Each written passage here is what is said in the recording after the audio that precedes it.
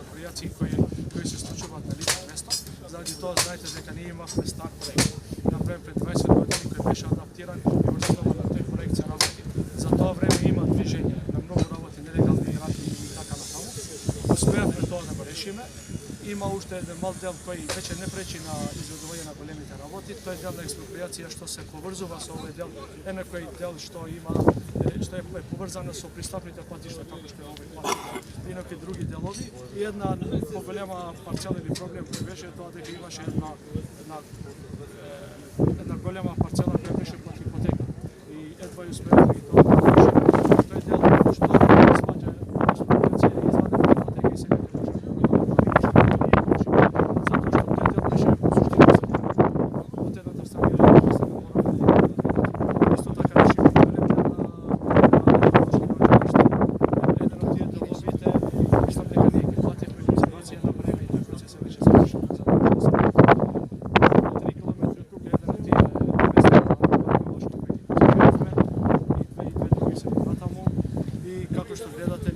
интензивно веќе почнавме да се мигранти и времето почна да се подобри, што е еден од условите за да може да се работи. Дали вие не може да имате 80 мегапаскали стисливост, ако времето не е врливо. А од Бугарија да?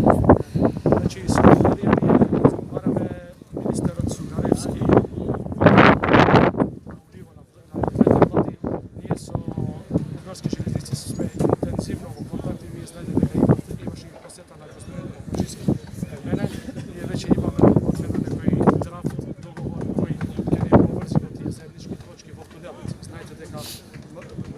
Северна Македонија и Бугарија ќе се состанат заедно во тунелот, кој половина од тој ќе биде во наша страна и оние ќе почнат да градат во момент кога ние ќе почнеме да го отвориме тунелот. Че тие имат проект, имат и средства, што ќе почнат во тој момент кога ние ќе почнеме заедно ќе го пуштиме.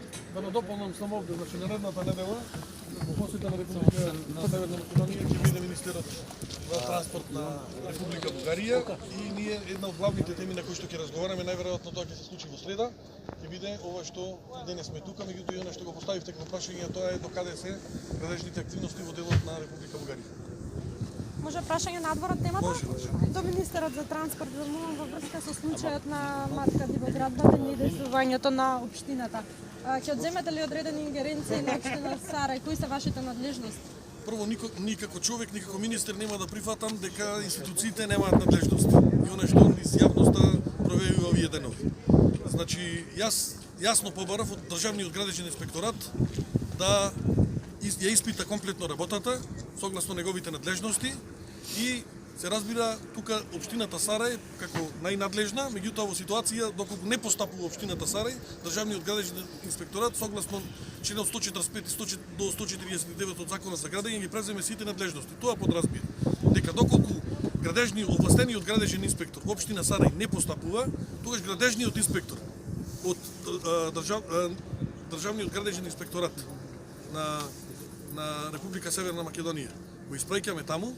На лице место ја констатира ситуацијата, врши увид на работата дали постапил или не овластениот градежен инспектор на општина Сарај.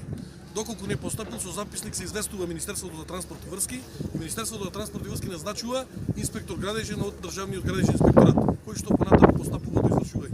Така да работата е тука многу јасна и сметам дека согласно сите надлежности кои што ги имаат, прво битно општина Сарај, потоа и Диво ќе биде во наредниот период постапен. Согласно роковите кои што има Законот за градење. Изразиле волја да помогнат економски на Македонија и да се лобираат за европски пари, меѓу другото и во инфраструктурата или пред се во инфраструктурата.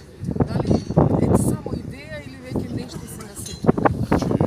Ние како Министерство за транспорт и врски разговаравме со представниците кои што беа тука од Република Грција и во моја страна беше побарано бидејќи разговаравме и за изминатиот период кога беше пуштена автопатот и Мекапија Смоквица, но и за она што треба да се случи, а тоа е железничката пруга од Битола до Шкребица. Дополнително исто така побаравме од Република Грција интензивно да ни помогне во делот на лобирањето на средства кои што ќе треба нашата држава да ги користи од фондовите од Европската унија. Така да сметам дека сите проекти кои што во моментот се работат кај нас тука, се разбира и во она што ние како барање до обезбедување на средства